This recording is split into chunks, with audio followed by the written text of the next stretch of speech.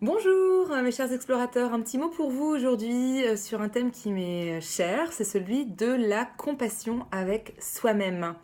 Parce qu'on se rend compte en fait que lorsqu'on vit des déceptions, que ce soit sur le plan amoureux ou alors en famille, ou avec nos amis, ou des tristesses qu'on peut vivre, ou alors peut-être de la colère, même vis-à-vis de soi-même. Par exemple, si on est resté trop longtemps au travail et que voilà, on a la colère vis-à-vis de soi, ou alors la colère vis-à-vis voilà, de notre conjoint qui n'a pas forcément répondu à nos attentes.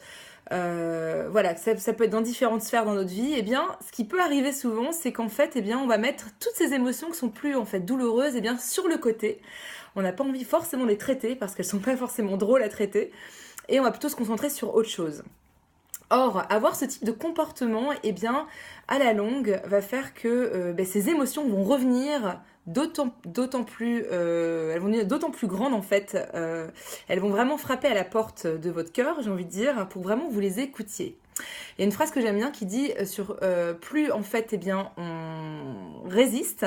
à écouter ses émotions et plus elles persistent. Et c'est vraiment ça, c'est de pouvoir en fait donner un vrai temps avec soi-même pour simplement digérer ce qui s'est passé, pouvoir vraiment être à l'écoute de soi-même, sans jugement, sans se dire ah je suis encore triste, comment c'est possible alors que bon j'avais cette rupture amoureuse, ça date d'un an, comment c'est possible que je suis encore en colère contre mon père, ma mère, ou je sais pas parce que ça fait quand même 6 mois que ça s'est passé, ou même 2 semaines que ça s'est passé, et en plus en faisant ça en fait on attise encore plus ce type d'émotion en fait à grossir au fond de nous. Donc moi je vous propose en fait c'est plutôt de prendre un vrai temps avec vous-même pour pouvoir écouter ce qui se passe au fond de vous, parce que sinon ça va prendre encore plus d'ampleur et ça va revenir encore plus fortement dans votre vie. Donc ça peut être prendre un moment par exemple d'écrire ce qui se passe, de prendre une vraie respiration avec vous-même. Voilà, donc ça peut être, donc je disais, soit par l'écriture, soit par peut-être l'art, ça peut être par le dessin, ou alors simplement peut-être d'en parler aussi avec quelqu'un, ou même de vous écouter, enfin d'avoir vraiment un esprit de bienveillance avec vous-même, comme une meilleure amie le ferait avec vous. Parce qu'on a peut-être tendance des fois à être plus dur avec soi-même qu'une meilleure amie serait avec soi. Donc moi je vous invite vraiment cette semaine d'avoir cet espace de bienveillance avec vous-même, où on n'est pas dans le jugement,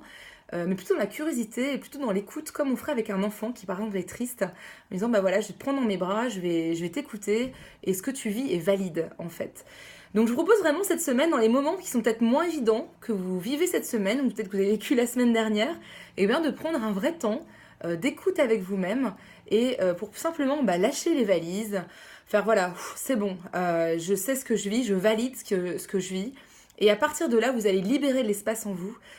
pour créer d'autres choses. Voilà, ça peut être l'espace mental, de l'espace émotionnel. Et puis, comme l'univers a horreur du vide, et bien sûr, ça sera rempli par des choses qui correspondront peut-être plus à ce qui vous font du bien aujourd'hui.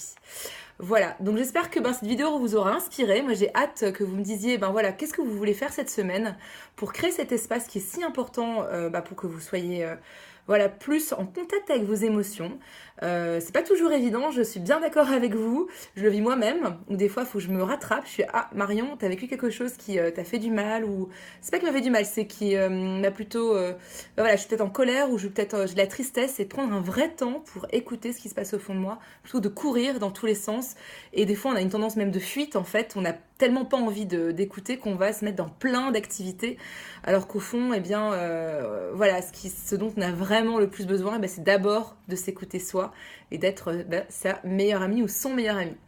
Voilà, donc je vous remercie beaucoup, je vous souhaite une très très belle semaine mes chers explorateurs, et puis je vous dis à bientôt.